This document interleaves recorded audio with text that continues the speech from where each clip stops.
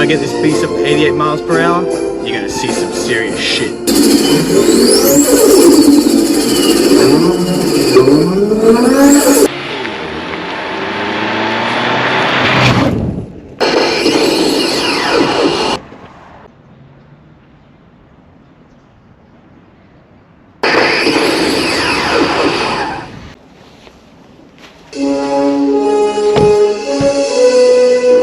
Back, and I brought this piece of crap with me.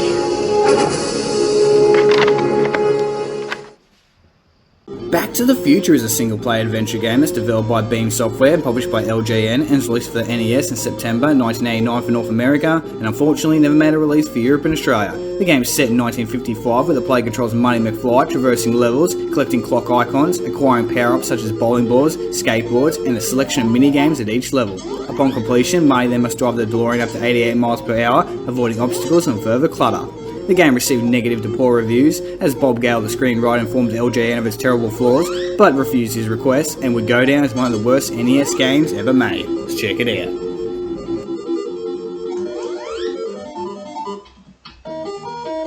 Alright, the first few stages of this game are often compared to Paperboy on the NES, and I hope you like crappy controls, because this game has some of the worst.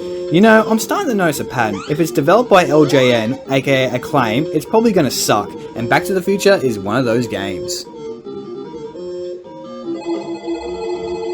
Here's how this piece of crap works. Marty's got to go around collecting time clocks for some unknown reason, meanwhile avoiding enemies such as hula hoop ladies and men in pink swimsuits. Who bloody knows? And of course, a whole bunch of random shit. Power-ups, you may ask? Sure, you got bowling balls scattered around the levels, which are fine I guess, but for God's sakes, avoid the skateboard, it's a freaking death trap.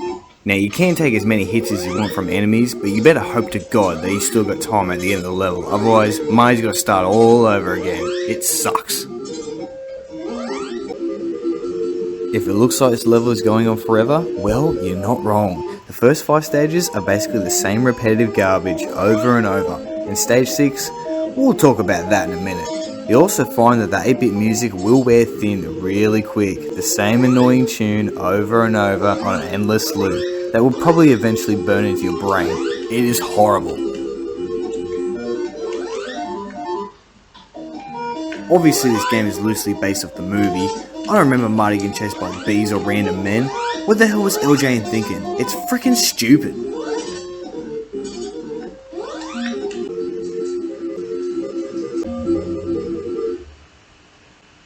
So in this mode, Marty's got to throw milkshakes at a bunch of bullies. And let me tell you now, it's tedious and will test your patience. Like, I've died over and over again. You'll lose your bloody mind.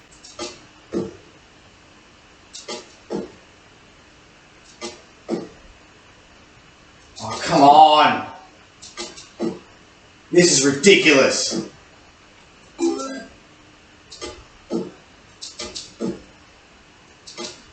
How many are there? No! Click these damn clocks. By the way, if you die at the milkshake bar, you gotta start this level all over again. It's ridiculous.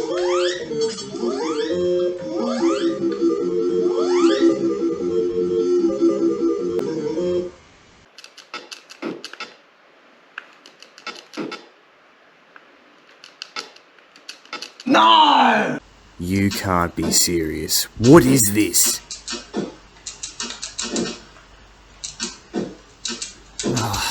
How long does this shit go for? Jesus Christ, man! What the hell? What the hell is that? Okay. What the hell is this, man?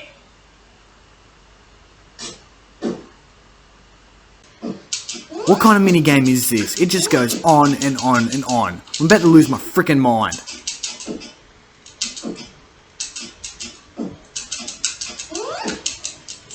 Oh, how many are there? Come on!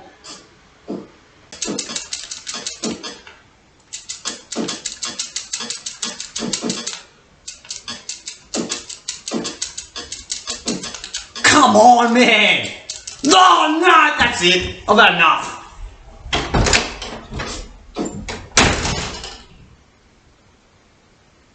Hold on, what's this? We're past. Yes! Oh. Wait, what's this? More clocks? I've had enough.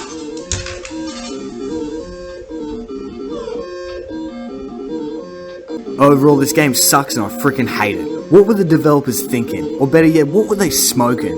But anyways, that's Back to the Future, ladies and gentlemen. Thank God they never made a sequel.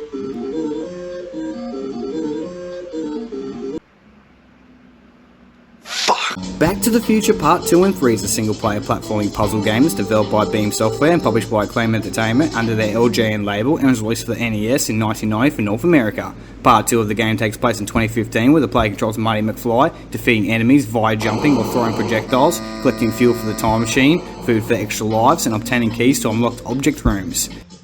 Part 3 is set in 1955 where the player controls Marty McFly, traversing levels as Marty must go back in time to rescue the present-day Doc. And, well, we've all seen the movie, we know what happens. The game again was bombed with bad reviews, although some critics admired the controls, and was compared to The Goonies 2 and Super Mario Bros. Let's check it out.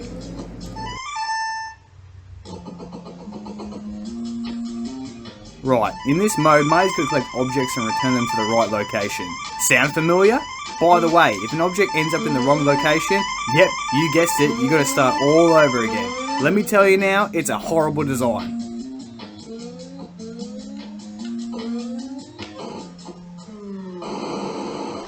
Don't know how they did it, but somehow the controls are even worse than Part 1's. Platforming feels awful, and trying to get from one destination to another is a bloody chore. And the enemies. These freaking birds, man, they are irritating to say the least.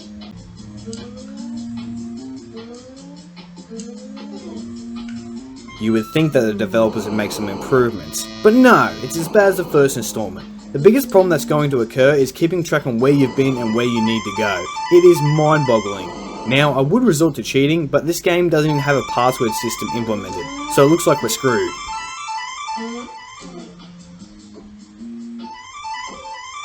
These freaking birds, man. They're annoying.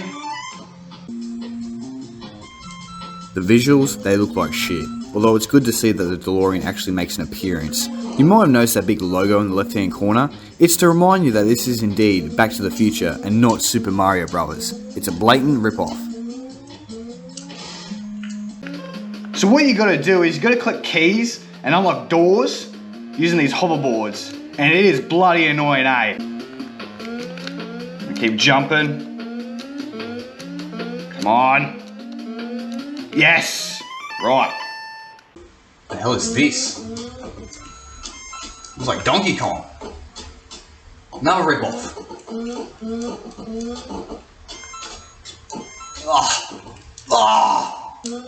Now thankfully the game does give you unlimited continues, but it still sucks. Kinda makes you wonder why you have lives. Oh, come on. Yes. No. Yes, come on. Go. What is this?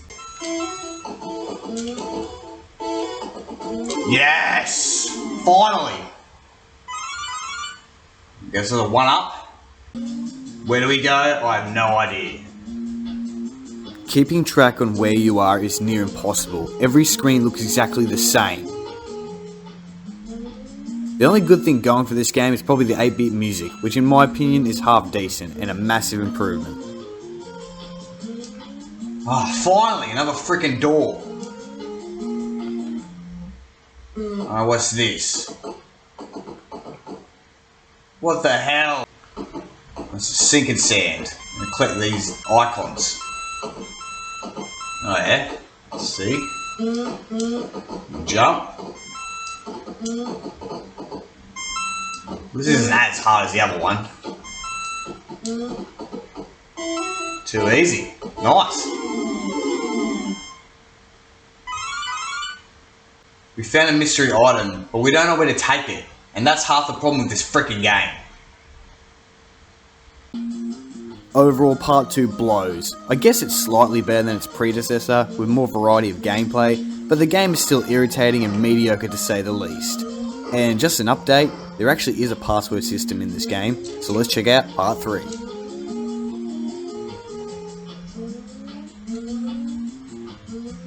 Ugh. Again, look at this goddamn password.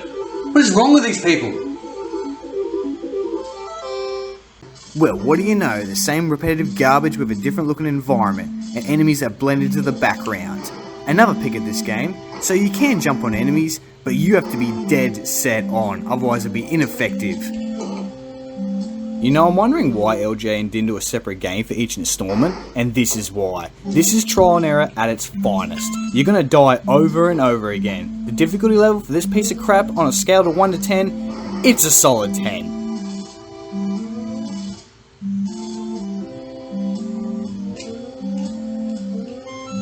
This is ridiculous. You can't make this shit up. And to think that this is only the first level, what were they thinking?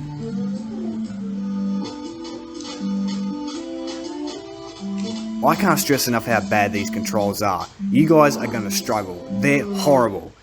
Is that a random bear? What the hell?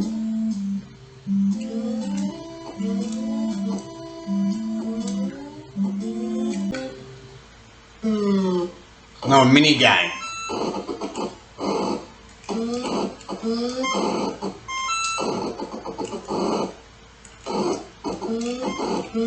Ah!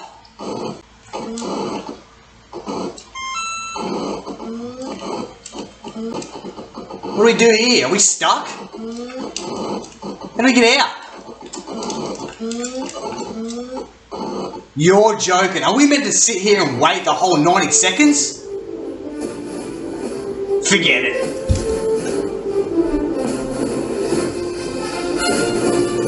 These games absolutely suck, and it's time to send them back to 1985. On these pieces, I'm out of here.